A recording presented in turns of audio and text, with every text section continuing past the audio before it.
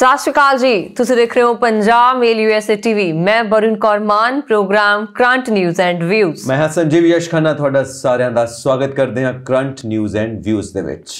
पहली खबर है अमेरिका तो। कामियां दी घाट हो गई है। असल दे विच कामियां दी घाट दा कारण यह है कि बहुत सारे लोगों ने संजीव जी नौकरी नूं अपनी मर्जी दे नाल अलविदा कह दिता है, जिस कारण जे अपनी मर्जी नाल लोग नौकरी नूं अलविदा कह रहे ने ते पोस्टां खाली हो चुकियां ने। सो बहुत सारे उन्हां लोकां लई एक वधिया मौका भी है जिहड़े उत्थे जाके काम करन दे चाहवान ने जां उत्थे हल्ले वेले ने उन्हां नूं काम नहीं मिल रहा। ਲੱਖਾਂ ਲੋਕਾਂ ਨੇ ਰਿਜ਼ਾਈਨ ਕੀਤਾ। ਕਿਉਂ? ਕੋਵਿਡ ਦੇ ਕਰਕੇ ਵਰਕ ਫਰੋਮ ਹੋਮ। ਸੋ ਸਭ ਨੂੰ ਆਦਤ ਪੈ ਗਈ ਕਿ ਫੈਮਿਲੀ ਨਾਲ ਸਮਾਂ ਬਿਤਾਉਣਾ ਹੈ, ਇਸ ਕਰਕੇ ਉਹ ਵੀ ਕਾਰਨ ਦੱਸੇ ਜਾਂਦੇ ਨੇ। ਸਾਈਕੋਲੋਜੀਕਲੀ ਲੋਕ ਕਾਫੀ ਡਿਪਰੈਸ ਰਹੇ ਕਿਉਂਕਿ ਘਰਾਂ ਦੇ ਵਿੱਚ ਲੋਕਡਾਊਨ ਹੈ। ਤਾਂ ਜਿਉਂ ਕੋਵਿਡ ਦੇ ਬਾਅਦ ਸਾਰੀਆਂ ਫਲਾਈਟਸ ਖੁੱਲੀਆਂ ਨੇ, ਸਾਰਿਆਂ ਨੇ ਦਰਵਾਜ਼ੇ ਖੁੱਲੇ ਨੇ, ਤਾਂ ਉਹ ਚਾਹੁੰਦੇ ਨੇ ਕਿ ਅਸੀਂ ਘੁੰਮਣ ਫਿਰਨ ਜਾਈਏ। ਇਸ ਕਰਕੇ ਵੀ ਉਹ ਰਿਜ਼ਾਈਨ ਕਰ ਰਹੇ ਨੇ ਕਿਉਂਕਿ ਛੁੱਟੀ ਨਹੀਂ ਮਿਲ ਰਹੀ। ਸੋ ਵਰਕ ਫਰੋਮ ਹੋਮ ਦਾ ਜਦੋਂ ਸਿਸਟਮ ਖਤਮ ਕਰ ਦਿੱਤਾ ਕੰਪਨੀਆਂ ਨੇ, ਤਾਂ ਉਹ ਵੀ ਇੱਕ ਇਕੱਲਾਪਨ ਲੱਗਾ ਉਹਨਾਂ ਨੂੰ, ਕਿਉਂਕਿ ਜਦੋਂ ਕਰ ਰਹਿੰਦੇ ਸੀ ਖਾਣ ਪੀਣ ਨੂੰ ਸਾਰਾ ਸਿਸਟਮ ਬਣਿਆ ਹੋਇਆ ਸੀਗਾ ਫੈਮਿਲੀ ਦੇ ਨਾਲ, ਤੇ ਉਹ ਹੁਣ ਨਹੀਂ ਰਿਹਾ। तो कई कारण ने, साइकोलॉजिकल रीजन ज्यादा ने, तां करके वो रिजाइन कर रहे हैं। बिल्कुल संजीव जी, तुसीं जिहड़ियां गल्लां दी गल कर रहे हो, मतलब जिहड़े रीजनस दी भी तुसीं गल कर रहे हो, ये काफ़ी ज़्यादा अनुमान लगाए जा रहे हैं कि शायद ये सारियां गल्लां होईयां जिस करके बहुत सारे कामियां ने अपनी नौकरी नूं अलविदा कह दिता। कई जाणियां नूं फ्रस्ट्रेशन भी लग रही है, कई लोग जिहड़े ने हुण घरों बाहर जाके काम नहीं करना चाहुंदे, कई कोरोना तो डरे हुए ने। कारण कोई भी होवे, सिट्टा ये निकलदा है कि बहुत सारे लोकां दे रिजाइन करन तो बाद काफ़ी ज़्यादा असामियां भरन दी कई ਜਿਹੜੇ ਕੰਪਨੀਜ਼ ਵਾਲੇ ਨੇ, ਖਾਸ ਤੌਰ ਤੇ ਪ੍ਰਾਈਵੇਟ ਕੰਪਨੀਜ਼ ਵਾਲੇ, ਉਹਨਾਂ ਨੂੰ ਦਿੱਕਤ ਦਾ ਸਾਹਮਣਾ ਕਰਨਾ ਪੈ ਰਿਹਾ ਹੈ। क्योंकि कंपनी चलूगी किवें जे ਉਹਦੇ ਚ EMPLOYEES नहीं होणगे। क्योंकि ना इंसान जो है वो ज्यादातर साइकोलॉजिकल रीजंस करके ही कोई ना कोई काम शुरू भी करता है, कोई ना कोई काम छड़दा भी है। क्योंकि इन्ने वधिया पैकेज मिल रहे ने ਉਹਨਾਂ ਨੂੰ, और जो एजुकेशन है ਉਹਦੇ ਮੁਤਾबिक ਉਹਨਾਂ ਨੂੰ ਕੰਮ ਮਿਲਿਆ ਹੋਇਆ है, ਤਾਂ ਜ਼ਾਹਿਰ ਤੌਰ ਤੇ ਸਾਈਕੋਲॉजिकल ਰੀਜ਼ਨਸ ਨੇ। ਕਿਉਂਕਿ ਜਿਹੜਾ ਲੋਕਡਾਊਨ ਹੈ ਨਾ, ਸਾਡਾ ਮਨ ਬਹੁਤ ਬਦਲ ਦਿੱਤਾ ਉਹਨੇ। ਅਸੀਂ ਪਹਿਲਾਂ ਵਰਗੇ ਬੰਦੇ ਨਹੀਂ ਰਹਿ ਗਏ, ਪਹਿਲਾਂ ਵਰਗੇ ਇਨਸਾਨ ਨਹੀਂ ਰਹਿ ਗਏ। ਅਸੀਂ ਇਕੱਲਿਆਂ ਰਹਿ ਕੇ ਘਰ ਦੇ ਵਿੱਚ ਬਹੁਤ ਕੁਝ ਸੋਚਿਆ ਹੈ। ਕਈਆਂ ਲੋਕਾਂ ਨੇ ਤਾਂ ਜ਼ਿੰਦਗੀ ਦੇ ਮਤਲਬ ਤੱਕ ਸੋਚ ਲਿਆ ਕਿ ਹੁਣ ਤੱਕ ਇੰਨਾ ਕੰਮ ਕਰਦੇ ਰਹੇ यार, की खटिया की निकलिया विचों। कई लोग अपनी लाइफ नूं चेंज करके किते होर जाके कि असीं शांत किसी एकांत वास च रहीए, चैन नाल रहीए, मार्केट तो दूर, ये सारी खप खाने तो दूर। पता नहीं लोगों के अंदर कोई सन्यासी भी बन गए ने शायद अपने अंदरों, तां वो सब कुछ लाइफ दे विच चेंज चाहुंदे ने। बिल्कुल। ते हुण अगली खबर लैने आ। अगली खबर है श्री गुरु नानक देव जी दे प्रकाश पुरब दे नाल जुड़ी हुई। गुरु साहिब दा प्रकाश पुरब आ रहा है और देशां दे विच विदेशां दे विच हर थां ਜਿਹੜੀ ਹੈ ਇਸ ਚੀਜ਼ ਦੀ ਉਡੀਕ ਕੀਤੀ ਜਾ ਰਹੀ ਹੈ ਕਿ ਦਿਨ ਗੁਰਪੁਰਬ ਆਏਗਾ ਔਰ ਅਸੀਂ ਸ਼ਰਤਾਂ ਦੇ ਨਾਲ ਮਨਾਵਾਂਗੇ। ਤੇ ਨਾਲ ਦੇ ਨਾਲ ਹੁਣ ਦੱਖਣੀ ਆਸਟ੍ਰੇਲੀਆ ਦੀ ਪਾਰਲੀਮੈਂਟ ਦੇ ਵਿੱਚ ਵੀ ਸ਼੍ਰੀ ਗੁਰੂ ਗ੍ਰੰਥ ਸਾਹਿਬ ਜੀ ਦਾ ਪ੍ਰਕਾਸ਼ ਕੀਤਾ ਜਾਏਗਾ, ਸ਼੍ਰੀ ਗੁਰੂ ਨਾਨਕ ਦੇਵ ਜੀ ਦੇ ਗੁਰਪੁਰਬ ਨੂੰ ਮੱਦੇਨਜ਼ਰ ਰੱਖਦੇ ਹੋਏ। ਬਿਲਕੁਲ ਜੀ, ਬਾਬਾ ਨਾਨਕ ਸਭ ਦੇ ਸਾਂਝੇ ਨੇ। ਪੂਰੀ ਦੁਨੀਆ ਦੇ ਵਿੱਚ ਦੇਖੋ ਹਰ ਥਾਂ ਦੇ ਉੱਤੇ ਉਹ ਗਏ ਜਾ ਕੇ ਉਹਨਾਂ ਨੇ ਮਾਨਵਤਾ ਦਾ ਸੰਦੇਸ਼ ਦਿੱਤਾ ਹੈ, ਆਪਸੀ ਪ੍ਰੇਮ ਦਾ ਸੰਦੇਸ਼ ਦਿੱਤਾ ਹੈ। ਕਿੱਥੇ ਕਿੱਥੇ ਨਹੀਂ ਗਏ ਹੈਗੇ। ਉਹਨਾਂ ਦੀਆਂ ਜਿਹੜੀਆਂ ਉਦਾਸੀਆਂ ਨੇ, ਅਸੀਂ ਸਾਰੇ ਜਾਣਦੇ ਹਾਂ, 4 ਉਦਾਸੀਆਂ ਦੇ ਵਿੱਚ ਉਹ ਅਨੇਕਾਂ ਥਾਵਾਂ ਤੇ ਗਏ ਨੇ, ਤੇ ਉਹਨਾਂ ਦੀਆਂ ਉਹ ਯਾਤਰਾਵਾਂ ਸਾਡੇ ਕੋਲ ਜਿੱਥੇ ਰਿਕਾਰਡਡ ਹਿਸਟਰੀ ਮਿਲਦੀ ਹੈ, ਨਾਲ ਉਹ ਥਾਂ ਵੀ ਮਿਲਦੇ ਨੇ ਜਿੱਥੇ ਉਹਨਾਂ ਨੇ ਜਾ ਕੇ ਆਪਣੀ ਕਿਰਪਾ ਦਿੱਤੀ ਹੈ। ਉਹਨਾਂ ਦੀ ਕਿਰਪਾ ਤਾਂ ਹਰ ਥਾਂ ਤੇ ਹੀ ਹੈ, ਪਰ ਉਹਨਾਂ ਥਾਵਾਂ ਦੇ ਅਸੀਂ ਜਾ ਕੇ ਦਰਸ਼ਨ ਵੀ ਕਰਦੇ ਹਾਂ।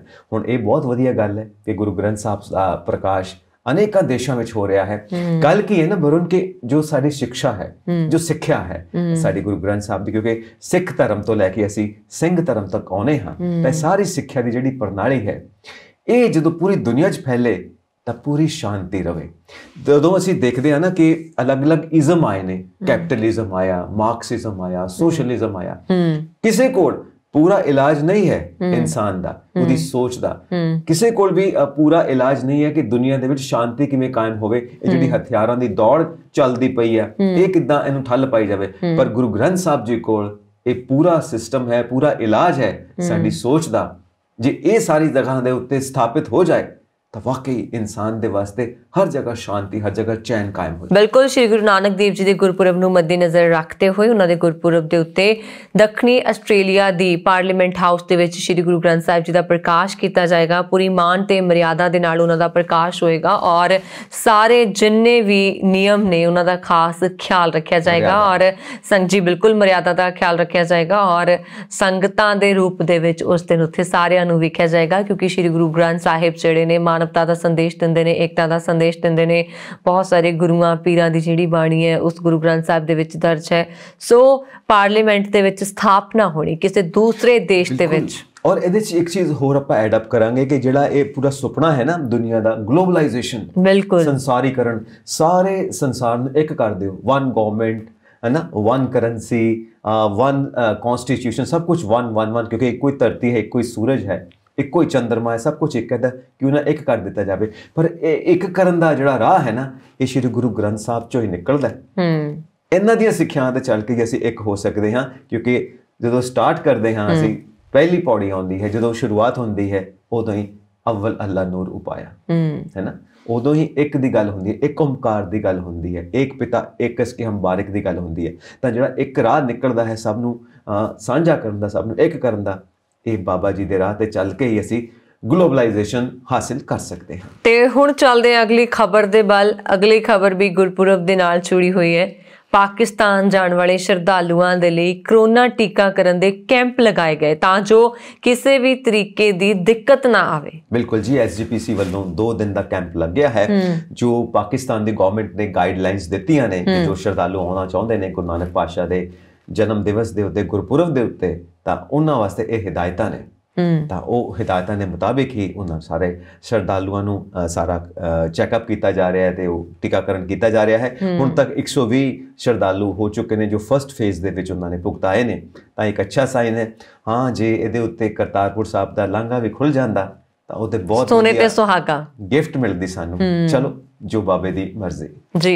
ਔਰ ਅਗਲੀ ਖਬਰ ਲੈਨੇ ਆ ਹੁਣ ਸ਼੍ਰੀ ਗੁਰੂ ਰਾਮਦਾਸ ਜੀ ਇੰਟਰਨੈਸ਼ਨਲ 에ਅਰਪੋਰਟ ਅੰਮ੍ਰਿਤਸਰ ਦੀ। ਕਹਿੰਦੇ ਨੇ ਸੰਜੀਵ ਜੀ ਹੁਣ ਉਹ ਵੀ ਪ੍ਰਾਈਵੇਟ ਹੋਣ ਲੱਗਾ ਵਾ, ਥੋੜੀ ਦੇਰ ਦੇ ਵਿਚਕਾਰ ਹੋ ਜਾਣਾ। ਤੇ ਜਿਹੜਾ ਕਾਂਗੜਾ ਦਾ ਹੈਗਾ ਹੈ ਹਿਮਾਚਲ ਪ੍ਰਦੇਸ਼ ਦਾ 에ਅਰਪੋਰਟ, ਉਹਨੂੰ ਨਾਲ ਜੋੜਿਆ ਜਾਏਗਾ। ਹਾਲਾਂਕਿ ਜੋ ਅੰਮ੍ਰਿਤਸਰ ਦਾ 에ਅਰਪੋਰਟ ਹੈ ਪ੍ਰੋਫਿਟਸ ਜਾਂਦਾ ਹੈ, ਹਿਮਾਚਲ ਪ੍ਰਦੇਸ਼ ਵਾਲਾ ਲਾਸ ਚ ਜਾਂਦਾ ਹੈ, ਪਰ ਦੋਵਾਂ ਨੂੰ ਕੰਬਾਈਨ ਕੀਤਾ ਜਾਏਗਾ। ਦੇਖੋ, ਜਿੱਥੇ ਪੰਜਾਬੀ ਹੈ ਤਾਂ ਪ੍ਰੋਫਿਟ ਚ ਜਾਣਾ ਹੀ ਹੈ। ਪਰ ਪਹਿਲਾਂ ਕਹਿੰਦੇ ਨੇ ਐਸੇ ਹਾਲਾਤ ਪੈਦਾ ਹੋ ਗਏ ਸੀ ਕਿ ਸਾਡਾ ਪੰਜਾਬ ਦਾ 에ਅਰਪੋਰਟ ਵੀ ਨੁਕਸਾਨ ਚ ਜਾਣ ਲੱਗ ਪਿਆ ਸੀ, ਕਿਉਂਕਿ ਗਵਰਨਮੈਂਟਸ ਦੀਆਂ ਪਾਲਿਸੀਜ਼ ਨੇ ਕੁਝ ਪ੍ਰਾਈਵੇਟ ਕੰਪਨੀਆਂ ਨੂੰ ਜਾਂ ਪ੍ਰਾਈਵੇਟ ਲੋਕਾਂ ਨੂੰ ਉਹਨਾਂ ਨੇ ਫਾਇਦਾ ਪਹੁੰਚਾਉਣਾ ਸੀ, ਇਸ ਕਰਕੇ ਨੁਕਸਾਨ ਹੋਣਾ। ਇਹ ਗੱਲਾਂ ਸੰਸਦ ਵਿੱਚ ਵੀ ਉੱਠੀਆਂ ਨੇ। ਪਰ ਹੁਣ ਬਹੁਤ ਵਧੀਆ ਹੈ ਕਿ ਪ੍ਰੋਫਿਟਸ ਜਾ ਰਹੇ ਆ, ਚਲੋ ਉਹ ਵੀ ਨਾਲ ਮਿਲ ਜਾਵੇ। ਜਿਹੜਾ ਨੁਕਸਾਨ ਚ ਜਾ ਰਿਹਾ ਤਾਂ ਦੋਵਾਂ ਦਾ ਮਿਲ ਕੇ ਪ੍ਰੋਫਿਟ ਹੋਵੇ। ਪਰ ਜਿਹੜੀਆਂ ਪ੍ਰਾਈਵੇਟ ਕੰਪਨੀਆਂ ਆਉਣਗੀਆਂ, ਨਿੱਜੀਕਰਨ ਹੋਏਗਾ, ਉਸ ਤੋਂ ਬਾਅਦ ਇਹ ਕਿਸ ਹਾਲਤ ਚ ਰੱਖਦੇ ਨੇ, ਕਿੰਨਾ ਖਰਚਾ ਕੀਤਾ ਜਾਂਦਾ ਹੈ, ਤੇ ਫਿਰ ਟਿਕਟਸ ਦਾ ਉਹਦੇ ਤੋਂ ਬਾਅਦ ਕੀ ਰੇਟ ਹੋਏਗਾ, ਇਹ ਸਭ ਦੇਖਣ ਦੀ ਗੱਲ ਹੋਏਗੀ ਕਿ ਕਿੰਨੀ ਜ਼ਿਆਦਾ ਇਹਦੇ 'ਚ ਮਹਿੰਗਾਈ ਕੀਤੀ ਜਾਂਦੀ ਹੈ ਟਿਕਟਸ ਦੇ ਵਿੱਚ। ਜਿੱਦਾਂ ਅੰਤਰਰਾਸ਼ਟਰੀ 에ਅਰਪੋਰਟ ਹੈ ਨਾ ਅੰਮ੍ਰਿਤਸਰ ਵਾਲਾ, ਉੱਥੇ ਕੀ ਹੋਇਆ ਸੀਗਾ ਕਿ ਪਿੱਛੇ ਜੇ ਆਪਾਂ ਗੱਲ ਕੀਤੀ ਸੀਗੀ, ਨੰਦੇੜ ਸਾਹਿਬ ਜਾਣ ਵਾਲੀਆਂ ਫਲਾਈਟਸ ਨੂੰ ਬੰਦ ਕਰ ਦਿੱਤਾ ਗਿਆ। ਪਰ ਕੱਲ੍ਹ ਇਹ ਫਿਰ ਦੁਬਾਰਾ ਖੁਸ਼ਖਬਰੀ ਆਈ ਹੈ ਕਿ ਹਫ਼ਤੇ 'ਚ ਇੱਕ ਦਿਨ ਜਿਹੜੀ ਉਹ ਫਲਾਈਟ ਹੈ ਨੰਦੇੜ ਸਾਹਿਬ ਨੂੰ ਜਾਏਗੀ, ਔਰ ਜਿਸ ਦੇ ਨਾਲ ਸੰਗਤ ਦੇ ਵਿੱਚ ਕਾਫੀ ਜ਼ਿਆਦਾ ਖੁਸ਼ੀ ਪਾਈ ਗਈ ਹੈ, ਕਿਉਂਕਿ ਐਸਜੀਪੀਸੀ ਨੇ ਵੀ ਇਸ ਦੇ ਉੱਤੇ ਸਵਾਲ ਖੜੇ ਕੀਤੇ ਸੀ, ਸਰਕਾਰ ਦੇ ਨਾਲ ਵੀ ਗੱਲਬਾਤ ਕੀਤੀ ਸੀ। ਸੋ ਉਹਨਾਂ ਨੇ ਹਫ਼ਤੇ 'ਚ ਇੱਕ ਫਲਾਈਟ ਨੂੰ ਸ਼ੁਰੂ ਕਰਨ ਲਈ ਜੈਸ ਕਰ ਦਿੱਤੀ ਹੈ। ਬਸ ਹੁਣ ਇਹ ਉਮੀਦ ਹੈ ਕਿ ਆਉਣ ਵਾਲੇ ਦਿਨਾਂ 'ਚ 3 ਫਲਾਈਟਸ ਹੋਰ ਸ਼ੁਰੂ ਕਰ ਦਿੱਤੀਆਂ ਜਾਣ, ਕਿਉਂਕਿ ਆਫਟਰ ਕਰੋਨਾ ਕਾਫੀ ਟਾਈਮ ਬਾਅਦ ਜਿਹੜੇ ਪੰਜਾਬੀ ਹੋਰ ਦੇਸ਼ਾਂ ਦੇ ਵਿੱਚ ਵੱਸਦੇ ਨੇ ਉਹ ਪੰਜਾਬ ਜਾਣਗੇ, ਤੇ ਪੰਜਾਬ ਜਾ ਕੇ ਉੱਥੇ ਉਹਨਾਂ ਨੂੰ ਹੁੰਦਾ ਹੈ ਕਿ ਨੰਦੇੜ ਸਾਹਿਬ ਦੇ ਦਰਸ਼ਨ ਕੀਤੇ ਜਾਣ, ਹੋਰ ਗੁਰੂ ਧਾਮਾਂ ਦੇ ਦਰਸ਼ਨ ਕੀਤੇ ਜਾਣ। ਸੋ ਕਈ ਬਜ਼ੁਰਗ ਹੈ ਟ੍ਰੇਨ ਦੇ ਵਿੱਚ ਨਹੀਂ ਸਫ਼ਰ ਕਰ ਸਕਦੇ, ਗੱਡੀਆਂ 'ਚ ਨਹੀਂ ਸਫ਼ਰ ਕਰਦੇ, ਉਹਨਾਂ ਦੇ ਲਈ ਏਅਰਪਲੇਨ ਦਾ ਸਫ਼ਰ ਹੀ ਸੁਖਾਲਾ ਹੁੰਦਾ। ਸੋ ਤੇ ਹੁੰਦਾ ਜ਼ਿਆਦਾ ਬਜ਼ੁਰਗਾਂ ਨੂੰ ਹੀ ਹੈ ਕਿ ਵੱਖਰੇ ਵੱਖਰੇ ਗੁਰੂ ਧਾਮਾਂ ਦੇ ਦਰਸ਼ਨ ਕੀਤੇ ਜਾਣ, ਹਨਾ, ਤੇ ਨਾਲ ਫੈਮਲੀਜ਼ ਦੇ। ਸੋ ਉਸ ਦੇ ਨਾਲ ਉਹਨਾਂ ਨੂੰ ਦੁਬਾਰਾ ਫਾਇਦਾ ਹੋਏਗਾ, ਕਿਉਂਕਿ ਜੇ ਉਹ ਫਲਾਈਟਾਂ ਨਾ ਚੱਲਦੀਆਂ ਤਾਂ ਕਾਫੀ ਜ਼ਿਆਦਾ ਨਿਰਾਸ਼ਾ ਪੈ ਜਾਣੀ ਸੀ। ਐਕਚੁਅਲੀ ਨਾ ਇਸ ਤਰ੍ਹਾਂ ਦਾ ਸਟੈਪ ਲੈਣਾ ਹੀ ਨਹੀਂ ਚਾਹੀਦਾ ਜਿੱਥੇ ਲੋਕਾਂ ਦੀਆਂ ਭਾਵਨਾਵਾਂ ਜੁੜੀਆਂ ਹੋਣ, ਜਿੱਥੇ ਧਾਰਮਿਕ ਭਾਵਨਾਵਾਂ ਜੁੜੀਆਂ ਹੋਣ, ਉਹ ਕਦੀ ਸਟਾਪ ਨਹੀਂ ਕਰਨਾ ਚਾਹੀਦਾ, ਕਿਉਂਕਿ ਲੋਕਾਂ ਦਾ ਦਿਲ ਟੁੱਟ ਜਾਂਦਾ। ਕਾਰਨ ਇਹ ਹੈ ਕਿ ਸਾਡਾ ਜਿਹੜਾ ਦੇਸ਼ ਹੈ ਨਾ ਸਦੀਆਂ ਤੋਂ ਧਾਰਮਿਕ ਦੇਸ਼ ਹੈ। ਅਸੀਂ ਧਰਮ ਨੂੰ ਲੈ ਕੇ ਚੱਲਦੇ ਹਾਂ, ਹਰ ਗੱਲ ਦੇ ਵਿੱਚ ਧਰਮ ਨੂੰ ਲੈ ਕੇ ਚੱਲਦੇ ਹਾਂ, ਹੈ ਨਾ, ਕਿਉਂਕਿ ਧਾਰਮਿਕ ਸਿੱਖਿਆ ਸਾਨੂੰ ਘਰ ਤੋਂ ਹੀ ਮਿਲਦੀ, ਸਾਡੇ ਸੰਸਕਾਰਾਂ 'ਚ ਗੁੜਤੀ 'ਚ ਸਾਨੂੰ। ਤਾਂ ਇਸ ਕਰਕੇ ਜਿਹੜੇ ਫਲਾਈਟਾਂ ਬੰਦ ਕਰਦੇ ਵੀ ਨੇ ਉਹਨਾਂ ਨੂੰ ਵੀ ਧਰਮ ਦੀ ਸਿੱਖਿਆ ਮਿਲੀ ਹੋਈ ਹੈ, ਪਰ ਪਤਾ ਨਹੀਂ ਕਿਹੜੀਆਂ ਮਜਬੂਰੀਆਂ ਹੋ ਜਾਂਦੀਆਂ ਨੇ ਜਿਹੜੀਆਂ ਭਾਵਨਾਵਾਂ ਨਾਲ ਖੇਡਦੇ ਨੇ, ਬਾਅਦ 'ਚ ਫੇਰ ਦੇਖੋ ਖੋਲਣੀਆਂ ਪੈਂਦੀਆਂ ਨੇ ਉਹਨਾਂ ਨੂੰ ਫਲਾਈਟਾਂ। ਤਾਂ ਇਸ ਤਰ੍ਹਾਂ ਦੇ ਕਦਮ ਜੇ ਨਾ ਹੀ ਚੁੱਕਣ ਤਾਂ ਕਿਉਂ ਸੰਗਤਾਂ ਦਾ ਦਿਲ ਦੁਖੇ, ਤਾਂ ਕਿਉਂ ਉਹਨਾਂ ਦਾ ਵੀ ਦਿਲ ਦੁਖੇ ਜਿਹਨਾਂ ਅਥਾਰਟੀਜ਼ ਨੇ ਇਹਦੇ ਉੱਤੇ ਸਾਈਨ ਕਰਨੇ ਨੇ, ਕਲਮ ਚਲਾਉਣੀ ਆ। ਤਾਂ ਸਿੱਧੀ ਸਾਦੀ ਗੱਲ ਹੈ, ਜਿੱਥੇ ਧਾਰਮਿਕ ਭਾਵਨਾਵਾਂ ਨੇ ਨਾ ਉੱਥੇ ਤਾਂ ਹਮੇਸ਼ਾ ਦਰਵਾਜ਼ੇ ਖੁੱਲ੍ਹੇ ਰਹਿਣੇ ਚਾਹੀਦੇ ਨੇ। ਜਿੱਦਾਂ ਸਾਡੇ ਮਹਾਂਪੁਰਖਾਂ ਨੇ ਕਿਹਾ ਹੈ ਕਿ ਜੋ ਜੀ ਆਵੇ ਸੋ ਰਾਜੀ ਜਾਵੇ। ਅਗਲੀ ਖਬਰ ਲੈਨੇ ਆ ਦਿੱਲੀ ਦੀ ਖਬਰ ਮੈਂ ਇਸ ਲਈ ਲੈ ਰਹੀ ਹਾਂ ਕਿਉਂਕਿ ਇੱਕ ਤਾਂ ਉੱਥੇ ਪ੍ਰਦੂਸ਼ਣ ਦਾ ਲੈਵਲ ਬਹੁਤ ਵੱਧ ਗਿਆ ਤੇ ਦੂਸਰਾ ਬਹੁਤ ਸਾਰੇ ਜਿਹੜੇ ਸਾਡੇ ਪੰਜਾਬੀ ਭਾਈਚਾਰੇ ਦੇ ਲੋਕ ਆ ਉਹਨਾਂ ਨੇ ਪਹਿਲਾਂ ਦਿੱਲੀ 에ਅਰਪੋਰਟ ਤੇ ਆਉਣਾ ਹੁੰਦਾ। ਦਿੱਲੀ 에ਅਰਪੋਰਟ ਤੋਂ ਪੰਜਾਬ ਪਹੁੰਚਦੇ ਨੇ ਕਿਉਂਕਿ ਅਮਰੀਕਾ ਕੈਨੇਡਾ ਸਿੱਧੀਆਂ ਅੰਮ੍ਰਿਤਸਰ ਤੋਂ ਫਲਾਈਟਸ ਨਹੀਂ ਚੱਲਦੀਆਂ, ਦਿੱਲੀ 에ਅਰਪੋਰਟ ਆਉਣਾ ਹੀ ਆਉਣਾ ਹੈ। ਹੁਣ ਗੱਲ ਇਹ ਹੈ ਕਿ ਉਹਨਾਂ ਦਾ ਦਿੱਲੀ 에ਅਰਪੋਰਟ ਵਾਲਿਆਂ ਦਾ ਪ੍ਰਦੂਸ਼ਣ ਦੇ ਨਾਲ ਕੀ ਸੰਬੰਧ ਹੈ। ਸੰਬੰਧ ਇਹ ਹੈ ਕਿ ਉਹਨਾਂ ਨੇ 에ਅਰਪੋਰਟ ਤੋਂ ਹੋ ਕੇ ਜਦੋਂ ਪੰਜਾਬ ਆਉਣਾ ਤਾਂ ਦਿੱਲੀ ਚੋਂ ਗੁਜ਼ਰਦੇ ਹੋਏ ਆਉਣਾ, ਸੋ ਸਾਹ ਲੈਣਾ ਉਹਨਾਂ ਨੇ। ਸੋ ਸਾਹ ਲੈਣ ਦੇ ਵਿੱਚ ਦਿੱਕਤ ਨਾ ਹੋਵੇ, ਪਹਿਲੀ ਗੱਲ ਤਾਂ ਆਪਣਾ ਮਾਸਕ ਆਪਣੇ ਨਾਲ ਜ਼ਰੂਰ ਰੱਖਿਓ ਕਿਉਂਕਿ ਮਾਸਕ ਰੱਖਣਾ ਬਹੁਤ ਜ਼ਰੂਰੀ ਹੈ। ਜਿਸ ਲੈਵਲ ਦਾ ਦਿੱਲੀ 'ਚ ਪ੍ਰਦੂਸ਼ਣ ਫੈਲ ਚੁੱਕਿਆ ਕਿਉਂਕਿ ਉੱਥੇ ਸਕੂਲ ਬੰਦ ਕਰਨੇ ਪਏ ਨੇ, ਕਾਲਜ ਬੰਦ ਕਰਨੇ ਪਏ ਨੇ, ਸਰਕਾਰੀ ਦਫ਼ਤਰ ਬੰਦ ਕਰਨੇ ਪਏ ਨੇ, ਵਰਕ ਫਰੋਮ ਹੋਮ ਦੀ ਗੱਲ ਸ਼ੁਰੂ ਹੋ ਗਈ ਹੈ। ਪ੍ਰਦੂਸ਼ਣ ਦਾ ਲੈਵਲ ਖਾਸ ਤੌਰ ਤੇ ਆਫਟਰ ਦੀਵਾਲੀ ਬਹੁਤ ਉੱਚਾ ਹੋ ਚੁੱਕਿਆ।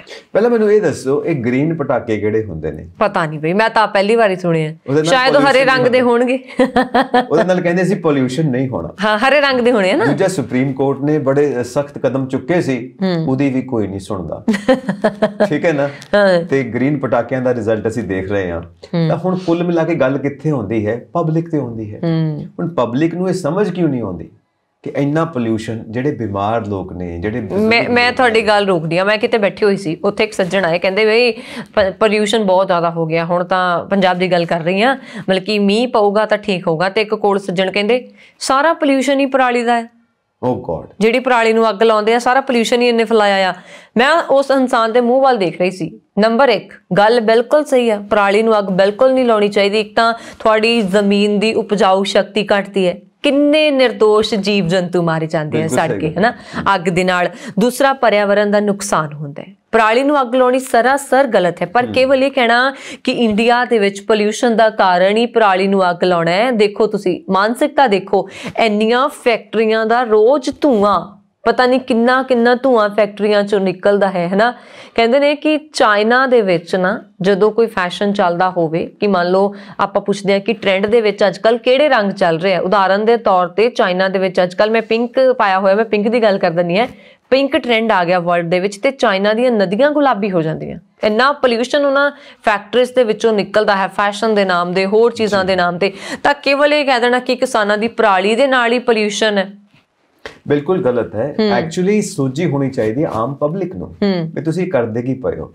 ਪੋਲਿਊਸ਼ਨ ਦਾ ਨੁਕਸਾਨ ਕਿਹਨੂੰ ਹੈ? ਤੁਹਾਨੂੰ ਖੁਦ। ਹੁਣ ਜਿਹੜਾ ਬੰਦਾ ਪਟਾਕੇ ਚਲਾਉਂਦਾ ਪਿਆ, ਫੁੱਲਝੜੀਆਂ ਚਲਾਉਂਦਾ ਪਿਆ, ਉਹ ਚੜਦੀ ਵੀ ਤਾਂ ਪਈ ਹੈ ਨਾ ਉਹਨੂੰ ਗੈਸ, ਖੁਦ ਨੂੰ ਵੀ ਚੜ ਰਹੀ ਹੈ। ਬਿਲਕੁਲ, ਤਾਂ ਰੋਕੇਗਾ ਨਹੀਂ, ਤਾਂ ਉਹਨੂੰ ਖੁਦ ਨੂੰ ਚੜਦੀ ਪਈ ਹੈ। ਪਹਿਲਾਂ ਤਾਂ ਸਭ ਤੋਂ ਪਹਿਲਾਂ ਉਹਨੂੰ ਨੁਕਸਾਨ ਜਿਹੜਾ ਚਲਾਉਂਦਾ ਪਿਆ, ਫਿਰ ਜਿਹੜੇ ਆਲੇ ਦੁਆਲੇ ਮੌਜੂਦ ਨੇ ਬੱਚੇ, ਬਜ਼ੁਰਗ, ਪਰਿਵਾਰ ਦੇ ਮੈਂਬਰ, ਉਹਨਾਂ ਨੂੰ ਨੁਕਸਾਨ ਕਿਉਂਕਿ ਉਹ ਦੇਖਦੇ ਪਏ ਨੇ, ਤਾੜੀਆਂ ਮਾਰਦੇ ਪਏ ਨੇ, ਖੁਸ਼ ਹੁੰਦੇ ਪਏ ਨੇ, ਉਹਨਾਂ ਨੂੰ ਵੀ ਗੈਸ ਚੜਦੀ ਪਈ ਹੈ। ਆਂਢ ਗੁਆਂਢ ਨੂੰ ਵੀ ਨੁਕਸਾਨ, ਕਿਹਨੂੰ ਨੁਕਸਾਨ ਨਹੀਂ ਹੈ? ਔਰ ਦਿੱਲੀ 'ਚ ਤਾਂ ਨੁਕਸਾਨ ਦਾ ਲੈਵਲ ਦੇਖ ਲਓ ਕੀ ਹੋ ਗਿਆ, ਬਹੁਤ ਜ਼ਿਆਦਾ ਹੈ। ਹੁਣ ਜਿਹੜੇ ਕਰਮਚਾਰੀ ਉਹ ਕੰਟਰੋਲ ਕਰਨ ਜਾ ਰਹੇ ਨੇ, ਉਹਨਾਂ ਨੂੰ ਕਿੰਨਾ ਨੁਕਸਾਨ। ਮਤਲਬ ਬੇਸਿਕ ਸੋਝੀ ਸਾਨੂੰ ਕਿਵੇਂ ਆਏਗੀ? ਫਿਰ ਉੱਥੇ ਗੱਲ ਆ ਜਾਂਦੀ, ਕਹਿੰਦੇ ਨੇ ਕਿ ਇਨਸਾਨ ਸਭ ਤੋਂ ਸੂਝਵਾਨ ਬਣਾਇਆ ਹੈ ਕੁਦਰਤ ਨੇ, ਸਭ ਤੋਂ ਇੰਟੈਲੀਜੈਂਟ ਬਣਾਇਆ ਹੈ ਕੁਦਰਤ ਨੇ। ਆਹ ਦੇਖ ਲਓ ਇੰਟੈਲੀਜੈਂਸੀ। ਹੁਣ ਇੱਥੇ ਪਟਾਕੇ ਚਲਾਉਣ ਦਾ ਸ਼ੌਕ ਹੈ ਇਹਨਾਂ ਨੂੰ, ਠਾ ਠਾ ਲੱਗੇ ਹੋਏ ਨੇ, ਕੀ ਹੈ ਰੌਲਾ ਕਿਉਂ ਪਾਇਆ ਹੋਇਆ? ਤੇ ਉਵੇਂ ਹੀ ਵੱਡੇ ਵੱਡੇ ਮੁਲਕਾਂ ਨੂੰ ਐਟਮ ਬੰਬ ਬਣਾਉਣ ਦਾ ਸ਼ੌਕ ਹੈ, ਉਹ ਵੀ ਬਣਾ ਰਹੇ ਨੇ ਕਿ ਆਵਾਜ਼ ਦੀ ਰਫ਼ਤਾਰ ਤੋਂ ਵੀ ਤੇਜ਼ ਮਿਜ਼ਾਈਲ ਜਾਏਗੀ, ਜਿਹੜੀ ਐਟਮ ਬੰਬ ਲੈ ਕੇ ਜਾਏਗੀ, ਸੁੱਟ ਕੇ ਆਏਗੀ। ਮਤਲਬ ਗੱਲ ਇਹ ਹੈ ਕਿ ਇਨਸਾਨ ਬੇਸਿਕਲੀ ਸ਼ੋਰ ਪਸੰਦ ਹੋ ਗਿਆ। ਠੀਕ ਹੈ ਨਾ। ਜਿਹੜੇ ਹੁਣ ਕੋਈ ਵੀ ਪ੍ਰੋਗਰਾਮ ਹੋਏਗਾ ਉੱਥੇ ਵੀ ਪਟਾਕੇ ਚੱਲਦੇ ਨੇ, ਕੋਈ ਵੀ ਪ੍ਰੋਗਰਾਮ ਹੋਏਗਾ ਉੱਥੇ ਵੀ ਆਤਿਸ਼ਬਾਜ਼ੀ, ਵਿਆਹਾਂ ਤੇ ਆਤਿਸ਼ਬਾਜ਼ੀ। ਹਾਂ, ਈਵਨ ਹੁਣ ਪ੍ਰਭਾਤ ਫੇਰੀਆਂ ਸ਼ੁਰੂ ਹੋਈਆਂ ਨੇ, ਤੁਸੀਂ ਦੇਖੋ ਉੱਥੇ ਵੀ ਕਈ ਬੱਚੇ ਆਤਿਸ਼ਬਾਜ਼ੀ ਜਾਂ ਪਟਾਕੇ ਚਲਾਉਂਦੇ ਨੇ ਸਵੇਰੇ 4 ਵਜੇ। ਨਾਲੇ ਦੇਖੋ ਗੁਰੂ ਸਾਹਿਬ ਨੇ ਸਭ ਤੋਂ ਪਹਿਲਾਂ ਪਰਿਆਵਰਣ ਨੂੰ ਮਹੱਤਤਾ ਦਿੱਤੀ ਹੈ। ਪਵਨ ਗੁਰੂ ਪਾਣੀ ਪਿਤਾ ਮਾਤਾ ਧਰਤ ਮਹਤ। ਬਿਲਕੁਲ, ਹਨਾ। ਸੋ ਜਿਸ ਹਵਾ ਨੂੰ ਗੁਰੂ ਕਿਹਾ ਗਿਆ, ਜਿਸ ਪਵਨ ਨੂੰ ਗੁਰੂ ਕਿਹਾ ਗਿਆ, ਉਸ ਨੂੰ ਅਸੀਂ ਇਸ ਪ੍ਰਦੂਸ਼ਣ ਦੇ ਨਾਲ ਕਿੰਨਾ ਖਰਾਬ ਕਰ ਰਹੇ ਹਾਂ, ਗੁਰੂ ਨੂੰ ਖਰਾਬ ਕਰ ਰਹੇ ਹਾਂ। ਤਾਂ ਟੋਟਲ ਗੱਲ ਇਹ ਹੈ, ਸ਼ੋਰ ਪਸੰਦ ਹੈਗੇ ਹਾਂ। ਬਚਪਨ ਤੋਂ ਸਾਨੂੰ ਪਟਾਕਿਆਂ ਦੀ ਆਵਾਜ਼ ਜ਼ੋਰ ਜ਼ੋਰ ਦੀ ਗੂੰਜਣੀ ਪਸੰਦ ਹੈ। ਕਈ ਤਾਂ ਉਹਦੇ ਉੱਤੇ ਕੋਈ ਡੱਬੇ ਵੀ ਰੱਖ ਦੇਣਗੇ ਤਾਂ ਕਿ ਆਵਾਜ਼ ਹੋਰ ਗੂੰਜੇ, ਹੈ ਨਾ, ਖਤਰਨਾਕ ਤਰੀਕੇ ਨਾਲ। ਡੱਬਾ ਉੱਡ ਕੇ ਉੱਪਰ ਜਾਂਦਾ, ਬੜੇ ਖੁਸ਼ ਹੁੰਦੇ ਆ, ਯਾਰ ਕੀ ਤਮਾਸ਼ਾ। ਹੁਣ ਆ ਹੋ ਗਿਆ। ਉਸੇ ਤਰ੍ਹਾਂ ਹੁਣ ਜਦੋਂ ਉਹ ਬੱਚੇ ਵੱਡੇ ਹੁੰਦੇ ਨੇ, ਦੇਸ਼ ਦੇ ਕੋਈ ਵੱਡੇ ਅਹੁਦੇ ਤੇ ਬਹਿੰਦੇ ਨੇ, ਤਾਂ ਉਹਨਾਂ ਨੂੰ ਉੱਥੇ ਬੰਬ ਬਣਾਉਣ ਦਾ ਸ਼ੌਕ ਹੈ, ਵੱਡੀਆਂ ਵੱਡੀਆਂ ਮਿਜ਼ਾਈਲਾਂ ਬਣਾਉਣ ਦਾ ਸ਼ੌਕ ਹੈ, ਹਥਿਆਰਾਂ ਦੀ ਦੌੜ ਚੱਲਦੀ ਪਈ ਹੈ। ਹੁਣ ਟੋਟਲ ਇਹ ਇਨਸਾਨ ਦੀ ਸੋਚ ਕਿੱਧਰ ਜਾ ਰਹੀ ਹੈ? ਗੁਰੂ ਸਾਹਿਬ ਦੀ ਆਪਾਂ ਗੱਲ ਕਰ ਰਹੇ ਹਾਂ, ਬਲਿਹਾਰੀ ਕੁਦਰਤ ਵਸਿਆ। ਹੁਣ ਉਸ ਕੁਦਰਤ ਦੀ ਗੱਲ ਹੋ ਰਹੀ ਹੈ, ਉਸ ਪਰਮ ਪਿਤਾ ਦੀ ਗੱਲ ਹੋ ਰਹੀ ਹੈ, ਵਾਹਿਗੁਰੂ ਦੀ ਗੱਲ ਹੋ ਰਹੀ ਹੈ ਜੋ ਕੁਦਰਤ ਵਿੱਚ ਵਸਦਾ ਹੈ, ਤਾਂ ਅਸੀਂ ਉਸੇ ਕੁਦਰਤ ਨੂੰ ਖਰਾਬ ਕਰਦੇ। ਆਪਾਂ ਦੇਖਦੇ ਹਾਂ ਕਿ ਜਿਹੜੀਆਂ ਵਰਲਡ ਵਾਰਸ ਵੀ ਹੋਈਆਂ, ਹੀਰੋਸ਼ੀਮਾ ਨਾਗਾਸਾਕੀ ਦੇ ਉੱਤੇ ਐਟਮ ਬੰਬ ਸਿੱਟੇ ਗਏ, ਅਸਰ ਹਜੇ ਤੱਕ ਵੀ ਹੈ। ਹੁਣ ਕਹਿੰਦੇ ਨੇ ਉਹ ਬੰਬਾਂ ਦਾ ਜਿਹੜਾ ਹੈ ਲੈਵਲ 10,000 ਗੁਣਾ ਜ਼ਿਆਦਾ ਹੋ ਚੁੱਕਾ ਹੈ। ਅੱਜ ਤੋਂ 5-6 ਸਾਲ ਪਹਿਲਾਂ ਦੀ ਗੱਲ ਦੱਸਦੀ ਹਾਂ, ਜਦੋਂ ਦਿੱਲੀ ਜਾਣਾ ਹੁੰਦਾ ਸੀ ਤਾਂ ਕਹਿੰਦੇ ਸੀ ਮਾਸਕ ਪਾ ਕੇ ਜਾਇਓ, ਦਿੱਲੀ 'ਚ ਪ੍ਰਦੂਸ਼ਣ ਬਹੁਤ ਆ। ਹੁਣ ਆਫਟਰ 4-5 ਇਅਰਸ ਪ੍ਰਦੂਸ਼ਣ ਦਾ ਲੈਵਲ ਦੇਖ ਲਓ ਕੀ ਹੋ ਗਿਆ। ਕਦੇ ਸੋਚਿਆ ਸੀ ਜਦੋਂ ਆਪਾਂ ਨਿੱਕੇ ਸੀਗੇ ਕਿ ਇੱਕ ਦਿਨ ਕਹਿਣਗੇ ਕਿ ਹਵਾ ਇੰਨੀ ਪ੍ਰਦੂਸ਼ਿਤ ਹੋ ਗਈ, ਤੁਹਾਨੂੰ ਛੁੱਟੀਆਂ ਹੋ ਗਈਆਂ। ਇਹ ਗੱਲਾਂ ਸਾਡੀ ਸੋਚ ਤੋਂ ਕਈ ਗੁਣਾ ਪਰਾਂ ਸੀ, ਜਾਂ ਸਾਡੀ ਸੋਚ ਵਿੱਚ ਹੀ ਨਹੀਂ ਸੀਗੀਆਂ ਕਿ ਇਦਾਂ ਵੀ ਹੋਏਗਾ ਕਿ ਇੱਕ ਦਿਨ ਹਵਾ ਗੰਦੀ ਹੋ ਜਾਣੀ ਹੈ ਤੇ ਤੁਹਾਨੂੰ ਘਰੇ ਛੁੱਟੀਆਂ ਕਰਨੀਆਂ ਪੈਣੀਆਂ।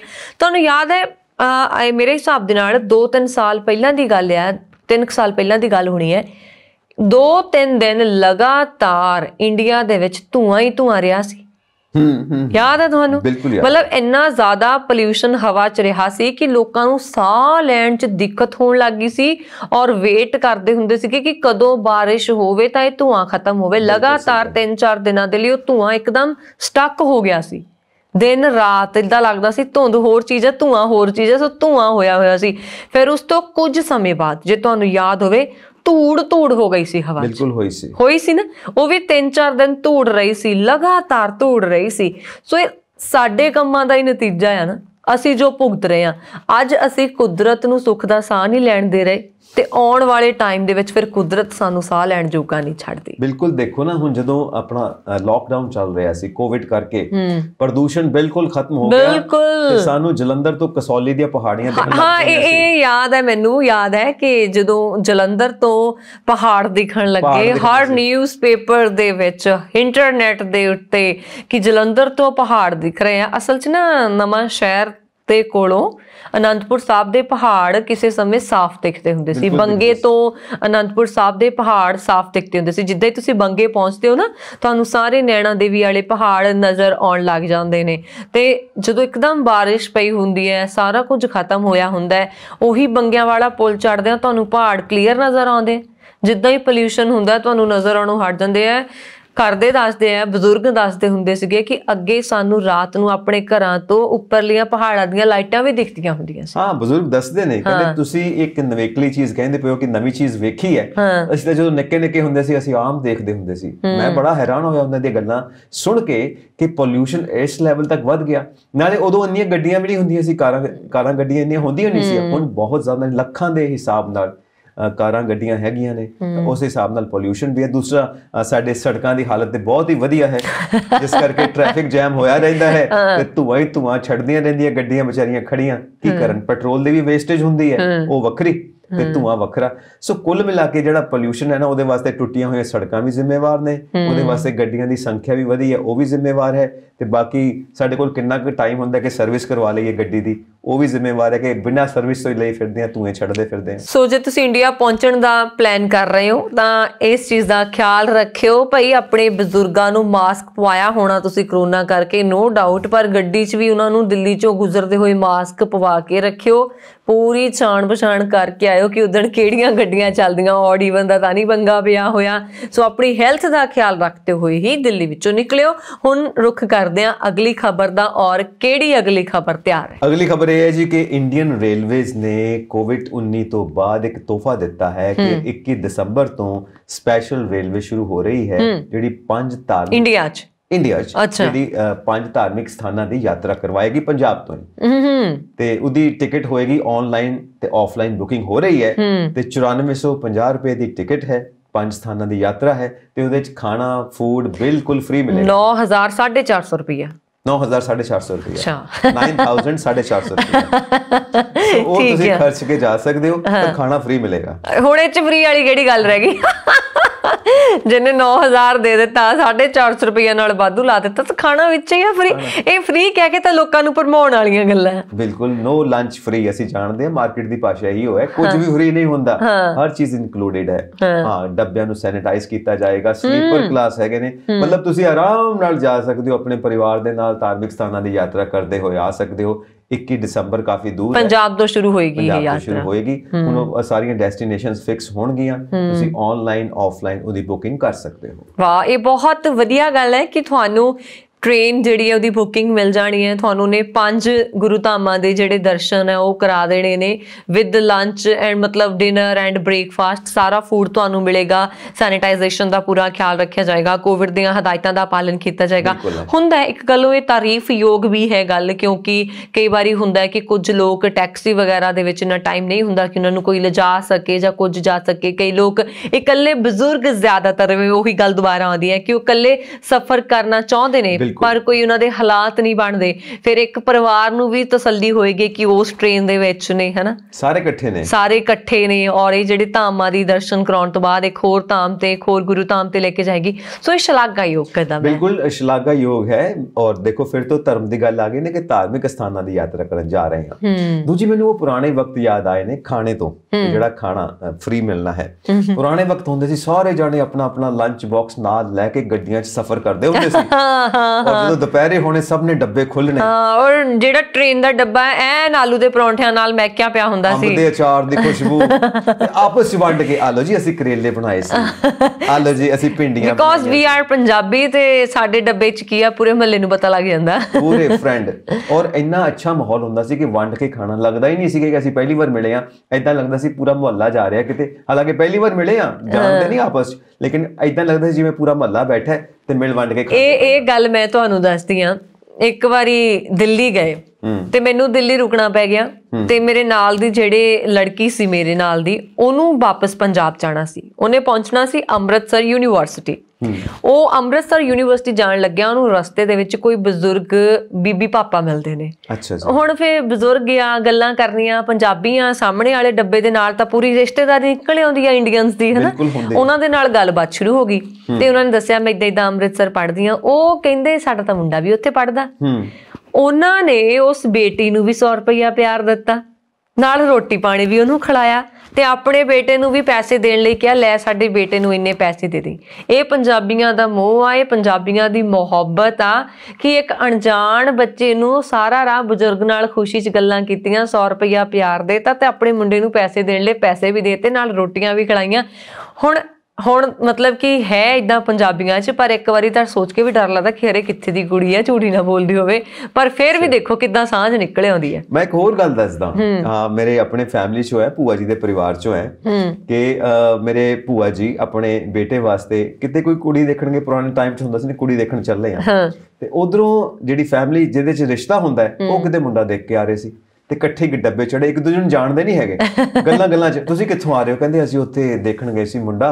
ਉਹ ਕੁੜੀ ਵਾਲੇ ਕਹਿੰਦੇ ਤੇ ਉਹ ਪਾਰਟੀ ਕੋਈ ਜਚੀ ਨਹੀਂ, ਕਹਿੰਦੇ ਤੁਸੀਂ ਕਹਿੰਦੇ ਅਸੀਂ ਕੁੜੀ ਦੇਖਣ ਗਏ ਸੀ, ਪਾਰਟੀ ਕੋਈ ਜਚੀ ਨਹੀਂ। ਉਹ ਦੋਨਾਂ ਨੇ ਆਪਸ ਵਿੱਚ ਗੱਲਬਾਤ ਕਰ ਲਈ, ਰਿਸ਼ਤਾ ਹੋ ਗਿਆ ਜੀ। ਉਹ ਮੇਰੇ ਭਾਬੀ ਜੀ ਨੇ ਅੱਜ ਕੱਲ੍ਹ ਮਤਲਬ ਮੇਰੇ ਭੂਆ ਜੀ ਦੇ ਵੱਡੇ ਬੇਟੇ ਦਾ ਰਿਸ਼ਤਾ ਉੱਥੇ ਹੋ ਗਿਆ, ਭਾਬੀ ਜੀ ਬਣ ਗਏ ਮੇਰੇ ਸ਼ਾਦੀ ਤੋਂ ਬਾਅਦ। ਤੇ ਮੈਂ ਪੁੱਛਦਾ ਹੁੰਦਾ ਤੁਹਾਡਾ ਵਿਚੋਲਾ ਕੌਣ ਹੈ? ਟ੍ਰੇਨ, ਇੰਡੀਅਨ ਰੇਲਵੇ ਸਾਡਾ ਵਿਚੋਲਾ। ਦੇਖੋ ਏਦਾਂ ਦੇ ਵੀ ਇਨਸੀਡੈਂਟ ਹੁੰਦੇ ਸੀ, ਪਰ ਇਹ ਪੁਰਾਣੇ ਵਕਤਾਂ ਦੀ ਗੱਲ ਹੈ।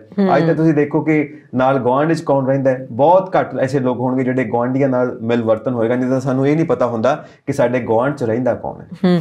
ਅਗਲੀ ਗੱਲ ਹੁਣ ਆਪਾਂ ਕਰਦੇ ਹਾਂ ਖੇਡ ਮੈਦਾਨ ਦੇ ਨਾਲ ਜੁੜੀ ਹੋਈ ਬੜੀ ਜ਼ਰੂਰੀ ਖਬਰ ਹੈ, ਉਹ ਆਪਾਂ ਨੂੰ ਲੈ ਲੈਣੀ ਚਾਹੀਦੀ ਹੈ। T20 ਵਰਲਡ ਕੱਪ ਖਤਮ ਹੋ ਗਿਆ, ਆਸਟ੍ਰੇਲੀਆ ਦੇ ਸਿਰ ਸਜਿਆ ਹੈ ਤਾਜ ਇਸ ਵਰਲਡ ਕੱਪ ਦਾ। ਇੰਡੀਆ ਕਿਹੜੇ ਹਾਲਾਤਾਂ 'ਚ ਬਾਹਰ ਹੋ ਗਿਆ ਸੀ ਸਾਰਿਆਂ ਨੂੰ ਪਤਾ ਹੈ। ਬਾਅਦ ਵਿੱਚ ਉਮੀਦ ਸੀ ਕਿ ਸ਼ਾਇਦ ਪਾਕਿਸਤਾਨ ਜਿਹੜਾ ਇਸ ਵਾਰੀ ਫਾਈਨਲ ਦੇ ਵਿੱਚ ਆਪਣੀ ਜਗ੍ਹਾ ਬਣਾਏਗਾ, ਪਰ ਪਾਕਿਸਤਾਨ ਵੀ ਨਹੀਂ ਬਣਾ ਪਾਇਆ। ਇਹ ਪਹਿਲੀ ਵਾਰ ਨਹੀਂ ਹੋਇਆ, ਨਿਊਜ਼ੀਲੈਂਡ ਤੇ ਆਸਟ੍ਰੇਲੀਆ ਕਈ ਵਾਰੀ ਕਈ ਮੈਚਸ ਦੇ ਵਿੱਚ ਇਕੱਠੇ ਫਾਈਨਲ 'ਚ ਪਹੁੰਚੇ ਆ ਤੇ ਹਮੇਸ਼ਾ ਆਸਟ੍ਰੇਲੀਆ ਨੇ ਨਿਊਜ਼ੀਲੈਂਡ ਨੂੰ ਹਰਾ ਕੇ ਕੱਪ ਆਪਣੇ ਨਾਮ ਕੀਤਾ। ਬਿਲਕੁਲ ਜੀ, ਆਸਟ੍ਰੇਲੀਆ ਸੋ ਪ੍ਰੋਫੈਸ਼ਨਲ। ਆਸਟ੍ਰੇਲੀਆ ਦੀ ਹਾਕੀ ਦੇਖ ਲਓ, ਬਹੁਤ ਪ੍ਰੋਫੈਸ਼ਨਲ। ਸੋ ਉਹ ਪਤਾ ਨਹੀਂ ਕਿਸ ਲੈਵਲ ਤੇ ਆਸੀਜ਼ ਜਿਹੜੇ ਨੇ ਆਪਣੇ ਆਪ ਨੂੰ ਤਿਆਰ ਕਰਦੇ ਨੇ, ਬਸ ਨੈਕਸਟ ਲੈਵਲ ਹੈ ਉਹਨਾਂ ਦਾ। ਸੋ ਅਸੀਂ ਕਿਉਂਕਿ ਇੰਡੀਅਨਸ ਆ ਔਰ ਕ੍ਰਿਕਟ ਸਾਡਾ ਕਲਚਰ ਹੀ ਨਹੀਂ ਬਲਕਿ ਰਿਲੀਜਨ ਹੈ ਸਾਡਾ, ਇੱਕ ਤਰ੍ਹਾਂ ਨਾਲ ਬਣਿਆ ਹੋਇਆ। ਸਾਨੂੰ ਬੜਾ ਅਫਸੋਸ ਹੋਇਆ ਕਿ ਜਦੋਂ ਇੰਡੀਆ ਦੀ ਟੀਮ ਬਾਹਰ ਹੋ ਗਈ। ਖੈਰ ਜਿਹੜੇ ਵਧੀਆ ਖੇਡੇ ਨੇ ਉਹਨਾਂ ਦੀ ਤਾਰੀਫ ਕਰਨੀ ਵੀ ਬਣਦੀ ਹੈ, ਪਾਕਿਸਤਾਨ ਬਹੁਤ ਵਧੀਆ ਖੇਡਿਆ, ਤਾਰੀਫ ਕਰਨੀ ਬਣਦੀ ਹੈ।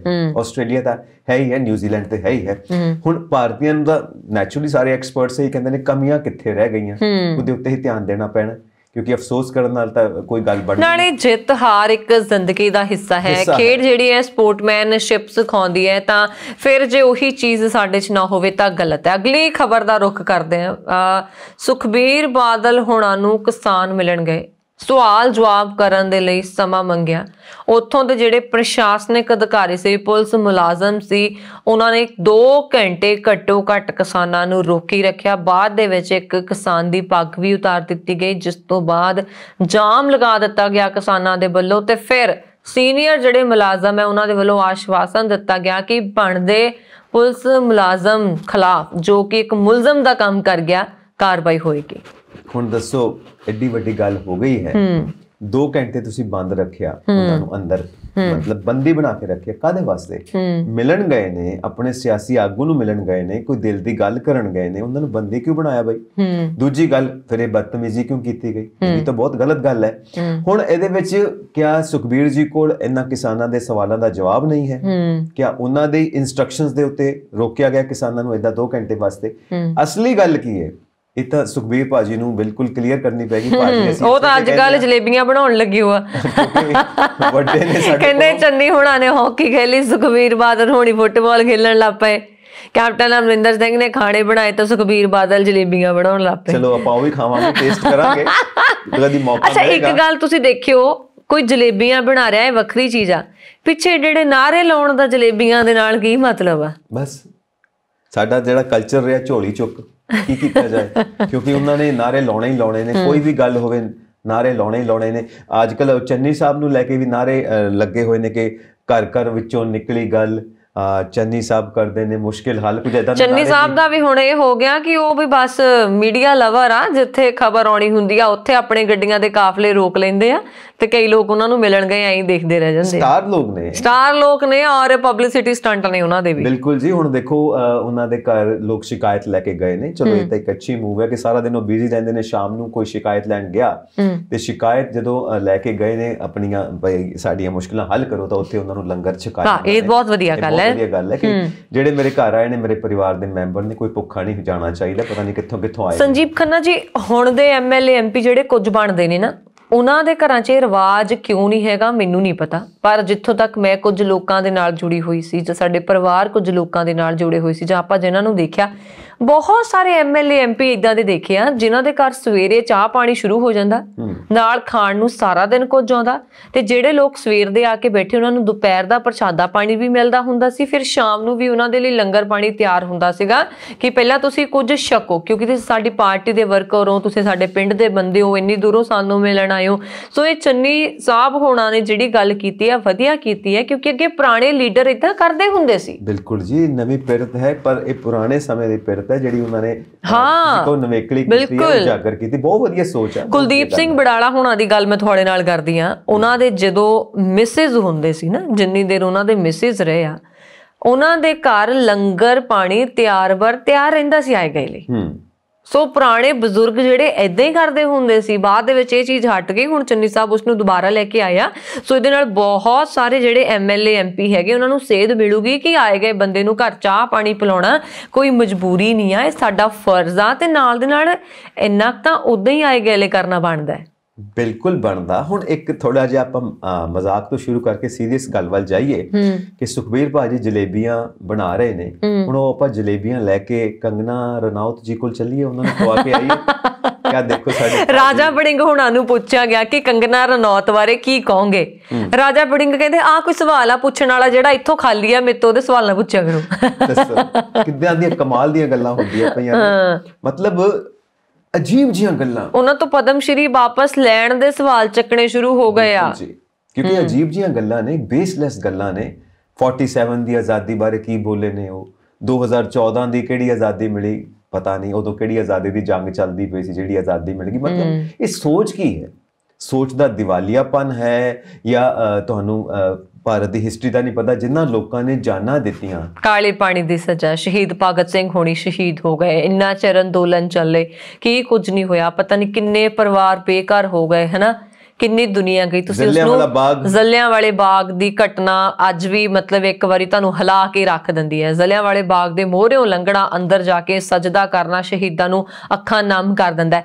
ਹੁਣ ਉਸ ਜਲਿਆਂਵਾਲੇ ਬਾਗ ਦਾ ਉਦਘਾਟਨ ਨਵੇਂ ਸਿਰੇ ਤੋਂ ਕੀਤਾ ਗਿਆ, ਉੱਥੇ ਸਾਰਾ ਕੁਝ ਬਣਾਇਆ। ਹੁਣ ਕੰਗਨਾ ਰਣੌਤ ਨੂੰ ਕੋਈ ਇਹ ਪੁੱਛੇ ਕਿ ਇਹ ਭੀਖ 'ਚ ਮੰਗੀ ਹੋਈ ਆਜ਼ਾਦੀ ਦਾ ਉਦਘਾਟਨ ਕੀਤਾ ਸੀ ਕੇਂਦਰ ਸਰਕਾਰ ਨੇ? ਬਿਲਕੁਲ, ਹਾਲਾਂਕਿ ਉਹਦੇ ਤੇ ਵੀ ਆਬਜੈਕਸ਼ਨਸ ਹੋਏ ਨੇ ਕਿ ਜਿਹੜਾ ਸਾਡਾ ਇਤਿਹਾਸ ਉਹਨੂੰ ਬਦਲਿਆ ਗਿਆ, ਔਰ ਜਿਹੜੇ ਸ਼ਹੀਦ ਊਧਮ ਸਿੰਘ ਹੁਣਾਂ ਦੀ ਮੂਰਤੀ ਹੈ ਉਹਦੇ ਦੇ ਨਾਲ ਵੀ ਕੋਈ ਛੇੜਛਾੜ ਕੀਤੀ ਗਈ ਹੈ। ਉਹਨਾਂ ਦੇ ਹੱਥ 'ਚ ਪਿਸਟਲ ਹੁੰਦਾ ਸੀ, ਕਿਤਾਬ ਹੁੰਦੀ ਸੀ ਤੇ ਹੱਥ ਨੂੰ ਐਂ ਦਿਖਾ ਦਿੱਤਾ ਗਿਆ।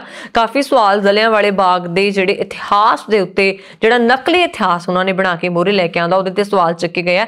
ਪਰ ਸਵਾਲ ਇਹ ਪੈਦਾ ਹੁੰਦਾ ਕਿ ਕੰਗਨਾ ਰਣੌਤ ਨੂੰ ਲੱਗਦਾ ਹੈ ਕਿ ਆਜ਼ਾਦੀ ਸਾਨੂੰ ਭੇਖ ਵਿੱਚ ਮਿਲੀ ਹੈ, ਕਿਤੇ ਇਹ ਨਾ ਹੋਵੇ ਆਉਣ ਵਾਲੇ ਦਿਨਾਂ 'ਚ ਉਹ ਜਿਹੜੀ ਸਿਕਿਉਰਿਟੀ ਲੈ ਕੇ ਘੁੰਮਦੇ ਆ ਨਾ, ਸਿਕਿਉਰਿਟੀ ਕਿਤੇ ਦੀ ਕਿਤੇ ਚੱਲ ਜਾਵੇ ਤੇ ਕੰਗਨਾ ਨੂੰ ਭੀਖ ਮੰਗਣ ਦੀ ਨੌਬਤ ਨਾ ਆ ਜਾਵੇ।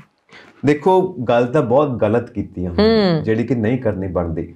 ਜਿਨ੍ਹਾਂ ਨੇ ਸਾਨੂੰ ਆਜ਼ਾਦੀ ਲੈ ਕੇ ਦਿੱਤੀ, 17-18 ਸਾਲ ਦੇ ਕਰਤਾਰ ਸਿੰਘ ਸਰਾਭਾ, ਦੱਸੋ ਨਿੱਕੀਆਂ ਨਿੱਕੀਆਂ ਉਮਰਾਂ, ਕਿੱਥੋਂ ਸ਼ੁਰੂ ਹੋਇਆ? ਤਾਂਤੇ ਟੋਪੇ ਤੋਂ ਸ਼ੁਰੂ ਹੋਇਆ ਹੈ ਕੰਮ, ਫਿਰ ਲక్ష్ਮੀ ਬਾਈ ਝਾਂਸੀ ਦੀ ਰਾਣੀ ਆਏ ਨੇ, ਕਿੰਨਾ ਕੁਝ ਹੋਇਆ ਹੈ। ਮਤਲਬ ਵੀਰ ਸ਼ੂਰਵੀਰ, ਉਹਨਾਂ ਦੀ ਗਾਥਾ ਹੈ, ਜਾਨਾਂ ਗਈਆਂ ਨੇ, ਪਰਿਵਾਰ ਗਏ ਨੇ, ਤੇ ਤੁਸੀਂ ਆਸਾਨੀ ਨਾਲ ਇੰਨੀ ਕੁ ਗੱਲ ਕਹਿ ਦਿੱਤੀ। ਮਤਲਬ ਕੌਣ ਹੋ ਤੁਸੀਂ? ਸਿੱਧੀ ਸਾਦੀ ਗੱਲ ਹੈ, ਕੌਣ ਹੋ ਤੁਸੀਂ? ਤੁਸੀਂ ਕੀ ਕੰਟਰੀਬਿਊਟ ਕੀਤਾ ਹੈ ਦੇਸ਼ ਦੇ ਲਈ? ਤੁਸੀਂ ਰਣਜੀਤ ਬਾਵਾ ਦਾ ਗਾਣਾ ਨਾ, ਕਿੱਥੇ ਕੰਗਣਾ ਤੇ ਕਿੱਥੇ ਕੜੇ ਬੱਲੀਏ, ਸੋ ਇਹਦੇ 'ਚ ਸਾਰਾ ਕੁਝ ਹੋ ਜਾਂਦਾ। ਕੰਗਣ ਤੇ ਕੜਿਆਂ 'ਚ ਬਹੁਤ ਫਰਕ ਹੁੰਦਾ। ਮਤਲਬ ਕਹਿੰਦੇ ਨੇ ਨਾ, ਛੋਟੇ ਮੂੰਹ ਵੱਡੀ ਗੱਲ ਨਹੀਂ ਕਹਿਣੀ ਚਾਹੀਦੀ, ਜਿਹੜੇ ਸਾਡੇ ਬਜ਼ੁਰਗ ਕਹਿੰਦੇ ਨੇ, ਇਹ ਬਿਲਕੁਲ ਲਾਗੂ ਹੁੰਦੀ ਹੈ। ਛੋਟਾ ਮੂੰਹ ਤੇ ਵੱਡੀ ਗੱਲ। ਐਡੇ ਵੱਡੇ ਕਾਬਿਲ ਇਨਸਾਨ ਬਾਬਾ ਸਾਹਿਬ ਭੀਮ ਰਾਓ ਅੰਬੇਦਕਰ, ਜਿਨ੍ਹਾਂ ਨੇ ਪੂਰਾ ਸੰਵਿਧਾਨ ਲਿਖਿਆ। ਹਾਂ, ਦੱਸੋ ਤੁਸੀਂ ਕਿੱਦਾਂ ਦੀਆਂ ਗੱਲਾਂ ਕਰਦੇ ਪਏ ਹੋ? ਕਿ ਉਹ ਸੰਵਿਧਾਨ ਜਿਹੜਾ ਲਿਖਿਆ ਉਹਨਾਂ ਨੇ, ਭੀਖ ਮਿਲੀ ਹੋਈ ਆਜ਼ਾਦੀ ਤੇ ਸੰਵਿਧਾਨ ਲਿਖਿਆ ਉਹਨਾਂ ਨੇ? ਪੁੱਛੋ, ਸੋਚਣ ਵਾਲੀ ਗੱਲ ਹੈ, ਸੋਚਣ ਵਾਲੀ ਗੱਲ ਹੈ। ਚਲੋ ਫਿਲਹਾਲ ਆਪਾਂ ਹੁਣ ਅੱਜ ਦਾ ਪ੍ਰੋਗਰਾਮ ਇੱਥੇ ਖਤਮ ਕਰਦੇ ਹਾਂ, ਕਰੰਟ ਨਿਊਜ਼ ਐਂਡ ਵਿਊਜ਼, ਕਿਉਂਕਿ ਟਾਈਮ ਕੰਪਲੀਟ ਹੋ ਚੁੱਕਿਆ। ਆਪਣਾ YouTube ਚੈਨਲ ਵੀ ਹੈਗਾ ਪੰਜਾਬ ਮੇਲ USA TV, ਜਿਸ ਨੂੰ ਸਬਸਕ੍ਰਾਈਬ ਕਰਨ ਦੇ ਲਈ ਅਸੀਂ ਅਕਸਰ ਆਪਣੇ ਦਰਸ਼ਕਾਂ ਨੂੰ ਕਹਿੰਦੇ ਰਹਿੰਦੇ ਹਾਂ। ਹੁਣ ਮੈਨੂੰ ਵਰੁਣ ਕੌਰ ਮਾਨ ਨੂੰ ਤੇ ਮੈਨੂੰ ਸੰਜੀਵ ਯਸ਼ ਖੰਨਾ ਨੂੰ ਦੇ ਦਿਓ ਇਜਾਜ਼ਤ। ਸਤਿ ਸ਼੍ਰੀ ਅਕਾਲ।